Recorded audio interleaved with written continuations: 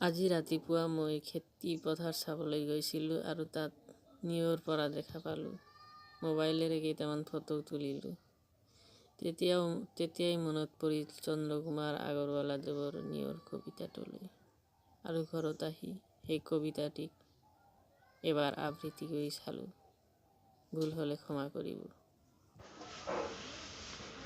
নিয়ৰ মুকুতা মণিটি পাহিত জিলিকে ফটিক পানীত ধোৱা নিশাৰ তৰা এটি সৰিয়েহে আছে সৰগত টোপনি যোৱা নিজম আকাশৰ নিচুক কথাটি হিয়াত থৈছে সাঁচি কোন কাহানিৰ সপোন দেখিছে কোনে হাঁহিছিল নাচি ফুলনিত কোনে নিশা নাচিছিল ছিগি ৰৈ গল মণি ৰঙিলীৰ ভাৱ হাঁহি নাচনৰ ৰল চিন এই কণি ৰাতিৰ দেমেলি জনৰ নিফুট হাঁহিৰে থৈছে সানি পুৱাৰ হেঙুলি বেলিটিলৈ চাই এটুপি চকুৰ পানী।